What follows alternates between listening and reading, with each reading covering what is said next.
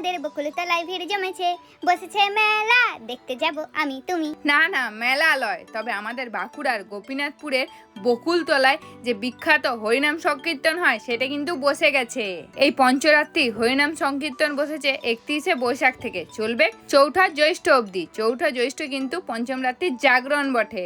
আর আমি তো একদম প্রথম দিনেই চলে আইছি মাকে নিয়ে, তোমাদের সঙ্গে শেয়ার করতে হবে তো, যাতে তোমরাও আসতে পারো। আর এই বকুলতলার হরিনাম সংকীর্তন বিরাট বড় করে জাক জমক করে হয়, দুর্দান্ত সাজায়। এবারেও দেখো ডেকোরেশনটা অসাধারণ করেছে।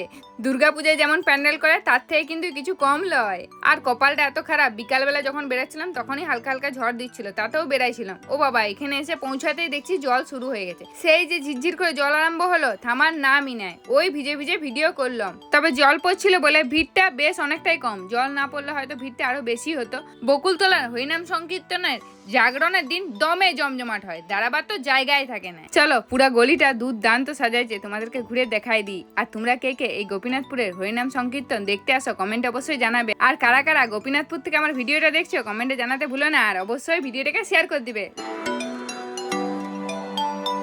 লাও চলো এবারে মহাপ্রভুর দর্শনটা সেরে লি। আমি তো দর্শন করবোই, তোমাদেরকেও দর্শন করে দিচ্ছি, তোমরাও দর্শন করে লাও। এখানে হরিনাম সংকীর্তন দেখতে প্রত্যেকবারেই মাকে নিয়ে আসি, আর মা এখন বেশ অনেকক্ষণ ধরে হরিনাম সংকীর্তন শুনবে। আমারও বেশ ভালো লাগে হরিনাম সংকীর্তন শুনি, প্রভুর দর্শন করি, মনটা শান্ত হয়ে যায়। আর প্রভুর দর্শন করলে তো মন ভালো হয়ে যাবে, কি বটে কি লয়। অন্যবারে প্রথম দিনে আসি না, দ্বিতীয় দিনে আসি। আর দ্বিতীয় দিন থেকে আরতিটা একটু তাড়াতাড়ি হয়, যদিও আজকে একটু লেট করে হবে, ওই 8টার দিকে। অতক্ষণ তো বসবো না, কারণ আরো কাজ আছে ঘরে মায়ের। তাই এবারে আরতিটা মিস করে গেলাম। আরতিটা দেখলে মন ভরে যাবে। তোমরা যারা যারা আসবে হরিনাম সংকীর্তন দেখতে, আরতির সময় আসবে, তোমরাও দেখতে পাবে আরতিটা, তোমাদের ভালো লাগবে।